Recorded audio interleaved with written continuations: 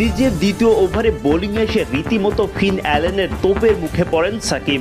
হজম করেন হ্যাট্রিক ছক্কা, যার মধ্যে দুটো ছক্কায় বল চলে যায় স্টেডিয়াম লেগে। বিবর্ণ মোস্তাফিজুর রহমান দল জিতলেও নির্বিষ বোলিং কাটার মাস্টারের, উইকেট পেলেও বেজায় খরচে তাসকিন শরীফুল।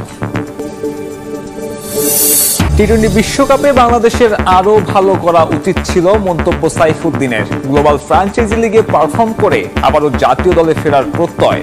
দলের কোপা আমেরিকা ফুটবল লড়াইয়ে টিকে আছে 4 দল। হেভিওয়েট ব্রাজিল বিদায় নিলেও চোখ রাঙাচ্ছে কানাডা। রেকর্ড সমান 15 বার করে শিরোপা জেতা আর্জেন্টিনা উরুগুয়েও যথারীতি সেমির লাইন আপে টিকে আছে 2001 সালের চ্যাম্পিয়ন কলম্বিয়াও। আসসালামু আলাইকুম সুপ্রিয় দর্শক বন্ধুরা, এবার বিশ্বকাপের পর ফ্রান্সাইজি লিগে গিয়েও বল হাতে সুবিধা করতে পারছেন না সাকিব। একের পর এক ব্যাট রেকর্ড করে যাচ্ছেন সাকিব। অন্যদিকে এবার ব্যাট হাতে কিছুটা স্বস্তিতে রয়েছেন মিস্টার 75। দর্শক বন্ধুরা, অন্যদিকে এবার শক্তিশালী ব্রাজিল কোপা আমেরিকা থেকে বিদায় নিলেও এখনও রয়েছে 4 শক্তিশালী সেমিফাইনালিস্ট। তাদের মধ্যে অন্যতম শিরোপার দাবিদার রয়েছে আর্জেন্টিনা। দর্শক বন্ধুরা, তবে শেষ পর্যন্ত আবারও চ্যাম্পিয়ন হতে চলেছে আর্জেন্টিনা। অন্যদিকে এবার লঙ্কান প্রিমিয়ার লিগে শরীফুল, তাসকিন এবং মোস্তাফিজদের বোলিংও যেন তেমন একটি সুবিধা হচ্ছে না। তো দর্শক বন্ধুরা, চলুন আমরা আজকের ক্রীড়াঙ্গনের নানা বিষয়গুলো জেনে নেই। অবশ্যই ধৈর্য সহকারে পুরো ভিডিও দেখবেন, তাহলে এই সকল বিষয়গুলো পরিপূর্ণ বুঝতে পারবেন। হারিস রৌফের বলে আন্দ্রে রাসেলের 351 ফিটের ছক্কা। সতীর্থের সাফল্যে হাসিতে লুটিয়ে পড়েন সাকিব আল হাসান, কিন্তু কিছুক্ষণ পরেই তার উপরও নেমে আসে দুঃস্বপ্ন। ফিন অ্যালেনের ব্যাটে হজম করেন 328 ফিটের ছক্কা। বল গিয়ে পড়ে পাশের জঙ্গলে। দলীয় চতুর্থ ওভারে সাকিবকে বোলিংয়ে আনেন অধিনায়ক সুনীল নারাইন। ফিন অ্যালেনের বিপক্ষে হজম করেন একটা বাউন্ডারি, যদিও এরপর চাপে রাখেন ব্যাটারদের। নিজের প্রথম ওভারে টাইগার অলরাউন্ডার খরচ করেন 8 রান। নিজের দ্বিতীয় ওভারে বোলিং এসে রীতিমতো ফিন অ্যালেনের তোপের মুখে পড়েন সাকিব। হজম করেন হ্যাট্রিক ছক্কা, যার মধ্যে দুটো ছক্কায় বল চলে যায় স্টেডিয়ামেরই বাইরে। সবচেয়ে বড় ছক্কাটি গিয়ে পড়ে 328 ফুট দূরে। বল হারানোর সাথে সাথে নিজেকেও যেন হারিয়ে ফেলেন টাইগার অলরাউন্ডার। 3 ছক্কার ওভারে তার খরচ 19 রান। বল হাতে সাকিবের বাজে দিনে তার দলও আর ঘুরে দাঁড়াতে পারেনি। বোলিংয়ে বাজে দিন কাটালেও ব্যাট হাতে এদিন সাকিব খেলেন লড়াকু ইনিংস। মাত্র 3 ওভারের মধ্যেই নাইট রাইডার্স জোড়া উইকেট হারালে ব্যাটিং আসেন সাকিব। ম্যাথু শর্টের বলে বাউন্ডারি দিয়ে খোলেন রানের খাতা। জেসন রয়ের সাথে গড়ে তোলেন জুটি, যদিও রয়ের বিদায়ে ভাঙে 29 রানের জুটি। পাওয়ার প্লের 6 ওভার শেষ হওয়ার আগেই দল হারায় 3 উইকেট। তাই তো সাকিবের কাঁধে ইনিংস মেরামতের দায়িত্ব। সিঙ্গেলস আর বাউন্ডারি দিয়ে দলের রানের খাতা সচল রাখেন টাইগার অলরাউন্ডার। মার্কিন ব্যাটার নীতিশ কুমারের সাথে গড়ে তোলেন 45 রানের দারুণ জুটি। পার্টনারশিপের 50 পূরণের আগেই ভাঙে এই জুটি। সাকিবের সঙ্গী হয় 50 না পূরণের আক্ষেপও। উইকেটে সেট হওয়ার পর প্রতিপক্ষ সান ফ্রান্সিসকোর বোলারদের তেমন একটা সুযোগই দেননি টাইগার অলরাউন্ডার। তাই তো ভক্তদের আশা ছিল এই ম্যাচেই হয়তো তিনি পেয়ে যাবেন এমএলসিতে নিজের প্রথম 50। যদিও অর্ধশতক থেকে বেশ দূরে থাকতেই পতন হয় তার উইকেটের। পাকিস্তানি স্পিনার আবরার আহমেদের করা লেগ সাইডের একটা বলে ঠিকঠাক ব্যাটে বলে কানেক্ট করতে পারেননি।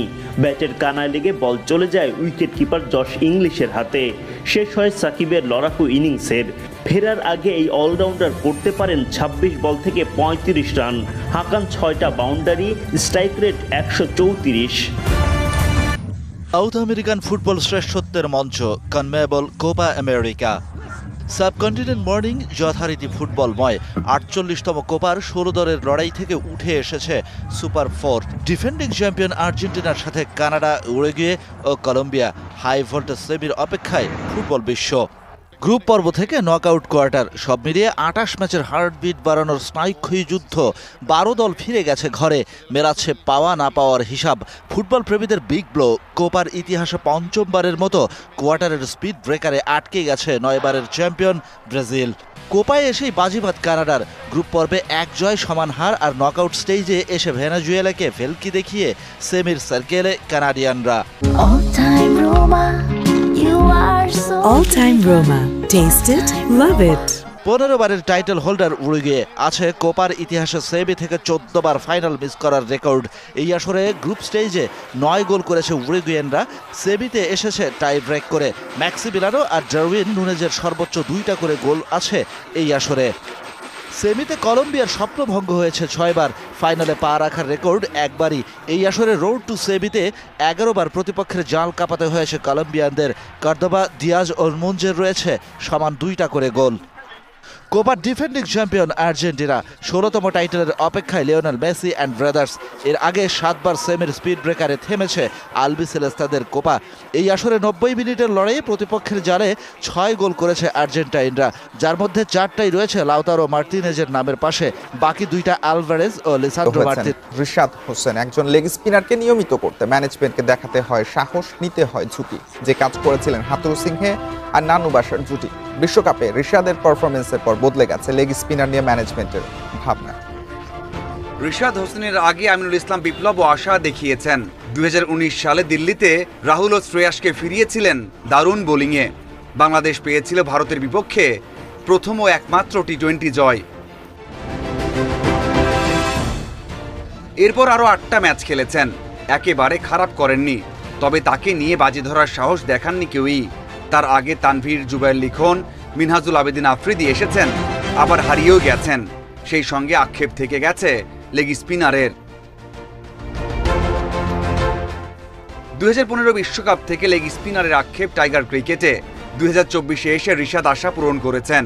এবারের টি-20 বিশ্বকাপে 3 জয়ের 2টাতে বড় অবদান রেখেছেন। শ্রীলঙ্কার বিপক্ষে হয়েছেন ম্যাচ সেরা।